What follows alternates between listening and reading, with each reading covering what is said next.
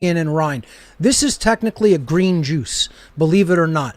The bulk of what's in there is the green rind, and you could consider this a green juice even though it's like reddish in color. But the balance between the rind and the flesh makes the glycemic index go down, and it's ultra hydrating. See, the Thelemic tradition would include proper nutrition as well, would include taking care of the physical vessel, the alchemical aspects and treatments that you could do to keep the body optimal. Let's go back to what the true will really is. The true will is the opposite of your base desires, of what you want, what I want to do, the comforts that I want, the pleasures that I want. That has nothing to do with the true will.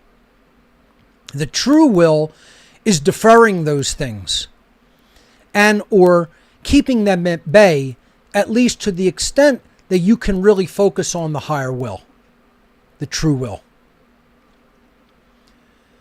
True will, or Thelema, is defined in the Thelemic philosophy as a path of personal action that operates in harmony with universal spiritual law.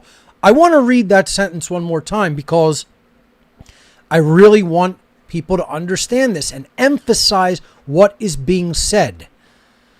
It's the true will is a path of personal action. It's not your thoughts. It's not your emotions. It's not your desires. It's not your wants. It's not what you think should happen. It's not coming into total emotional well-being. It's not bliss. It's none of those things. It is action. That's the key word in there. True will is a path of personal action. It's what you do. Once again, wisdom is the top of the trivium, right? You have knowledge, understanding, wisdom. On the very top of the Kabbalistic tree of life, before you get to the crown, right? Keter. When you're so-called crossing the abyss, going into that higher triangle at the very top of the tree of life. If you look at the Sephirotic tree of life in Kabbalah. Before you get to that top triangle, what is the sphere that is there? It is not one of the Sephirot, but it is considered where the tree grows from. It is Da'at. D-A-A-T-H. What is that? Knowledge. That's the first step of the trivium. Then you go up to Binah. Binah is understanding. That's the second step of the trivium. Then you go over to Hokmah, which is the one right before the crown. It sits at the right-hand side of the crown, Keter. Hokmah means wisdom. Da'at is not even physical. It's the hidden realm of knowledge. That is the occult itself. That's the pure information and potentiality. And that's where the physical bursts forth from. That's the root of the tree. And then the two top parts of the two pillars on the tree of life, Binah and Hokmah. Understanding and wisdom. Understanding is an internal process. That's the second phase of the trivium. Once you have the knowledge, you have to make strides to understand it. Weed out not all contradiction. Weed out logical inconsistencies and contradictions. Come to an understanding of what all of that aggregated knowledge means. Then what are you going to do with it? Just having it and understanding it doesn't make you good. Just having it and understanding it is going to accomplish nothing unless you do the right things with it. Well, when you act rightly upon that knowledge and understanding, that's wisdom. So wisdom is right action. See? So true will can be considered wisdom. It's a path of personal right action because it's action that operates in harmony with universal spiritual law, or in other words, natural law. When you've aligned your life path, your actions of your life with natural law, and that doesn't just mean in the negative, in the apathetic, not doing harm. It means teaching natural law. It means you're communicating what is right to other people. You're communicating objective morality. You're living in harmony with natural law because you become a servant of natural law. Ultimately, that's what creation's will is for its children. Whether anybody really wants to accept the truth of the matter or not, that is what we are here to learn to do. We are all here to learn to listen to the voice of wisdom. We are here to then become the voice of wisdom because the creator of the universe doesn't have a physical voice in the 3D world. We are to be that voice. We are to put the law of creation into effect through our voice. Help to express its understanding through our voice is a better way of saying it, so that people can then get it and then live their lives in alignment with it, align their behavior to it. And this is what Thelema helps us to understand, because it's practices which are often meditative practices, yogic practices, practices of really, again, looking at symbol and allegory and coming into a level of correlative thinking so that we understand natural law at a deep fundamental level. And then we're aligning our behavior with it. So, a path of personal action that operates in harmony with natural law. Distinct and separate from the base will, lowercase w. You notice everywhere I'm going to write the word true will, it's an uppercase W. When you see me write will lowercase w, that's I want. That's the ego. That's the personality. Okay? That's the role that one is playing in the world. Higher case W, capital W, uppercase W, is the true will of Thelema. Lowercase w is what do I want for me? My desires. My comfort, what I want to do, as opposed to what I know I need to be doing, should be doing, must do. Totally different. Distinct and separate from lower base desires. True will manifests from the interplay between the higher self and the whole universe. Once again, that's what the Kabbalistic tradition and the Tarot tradition show us when we study them in conjunction with each other, when we lay the tarot cards out on the two trees, the two Kabbalistic trees, the microcosmic tree and the macrocosmic tree. One shows us the path to the higher self, from base desires and being stuck in ignorance to self-mastery. The other tree shows us the forces of the universe, from judgment when we remain in base desires and ignorance to natural law, which is justice when we have applied self-mastery.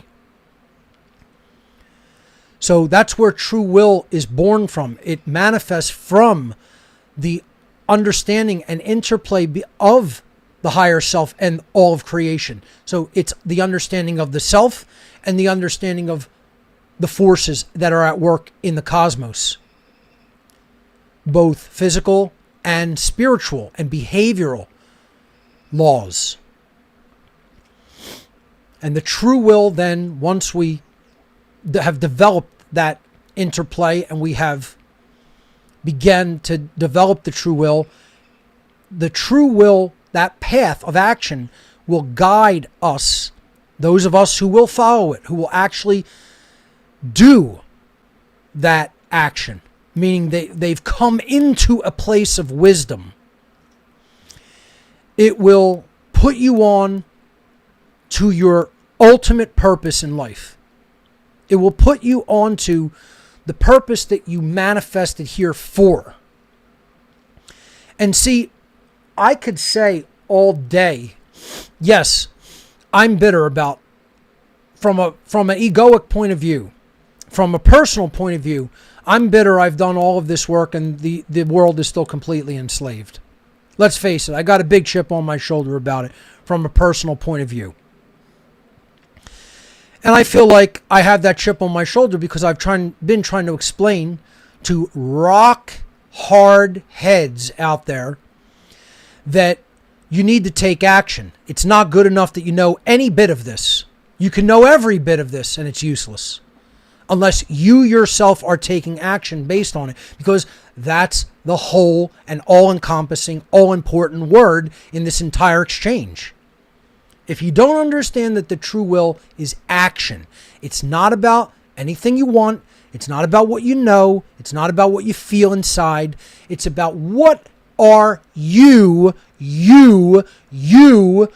going to do? What are you going to do? If you haven't answered that question and then made it happen, you're not doing the true will. You're not on the path of the true will. You have no real purpose. You're floating through life not effortlessly, but you're floating through life aimlessly. You don't have a clear... See, this is what Thelema helps with. It helps for the adherent, for the student, the practitioner, however you want to look at that. 2, develop a clear picture of what they must do. When you really have a firm grasp of the Thelemic tradition by reading its documents, by studying it, by really pondering what it means, not just even listening to the words, okay? This is a personal relationship. No one would then start asking the question, oh, what can I do? What should I do? I don't know what to do. That will be gone. Gone from you. And this is part of the problem. I think because people don't go deeply enough into esoteric knowledge and into the world of the occult, and they think all of this is bad because some other fucking moron told them, yeah, all the occult is bad and you shouldn't look in any of that. No, it's actually the most powerful information on Earth, in the cosmos in general, that the elitists don't want you to look at, so you stay a stupid motherfucker. That's really how it works. So once again, anybody's free to think of it however you want. Crowley was a Satanist. I'm not looking into Thelema. Fuck that. Stay a dumb motherfucker then. Stay a purposeless person, floating through life aimlessly. And you're not going anywhere else. You're coming right back here. You're going to do it again and again and again and again until your hard head fucking breaks like a rock. Till the ego gets busted down into powder and then broken down even more into nothing. You're coming back here forever until your hard head decides that it's the thing that is wrong and needs to change. But you're free to believe whatever the fuck you want and make that process as painful as you want to make it. The universe will let you have that. You're not hurting anybody but yourself ultimately. But part of the problem is you kind of are, because you're hurting other people that actually do want to be free with your ignorance. You know, willful ignorance does in the long term harm others. So going back to what I was saying, after I got Thelema deeply, there's no more thinking, what do you need to do? You know what you need to do. And you start doing it. You're not asking questions about it anymore. You're not dilly-dallying about it. You get on it. You see? Because you understand that you're here to take action. Not to go, woe is me. Not to go, what can I do? Oh, I don't know how to do that. This tradition makes you confront all your bullshit excuses. It makes you confront your laziness. It tells you the only one responsible for ultimately either staying where you're at or changing it is you. That's it. You are solely responsible. Other people have influences in many areas of life, of course. I'm not going to say that they don't. But ultimately, if you're not part of the solution, you're part of the problem. If you're not actively involved in taking action to change it, you're the one helping anchor it and to keep it there. You have to take action to make a huge weight move. And yeah, I get bitter because I've been doing this for, over 15 years. What has changed? Hardly anything. There's some more people who are beginning to grasp and understand the great work and do it themselves. Yes, that's happening slowly, all too slowly, but it is happening. But when you get on this personal path of action, it totally defines your purpose in life. And there's nothing better than living a purpose-driven life. Again, I could say I'm bitter because I'd rather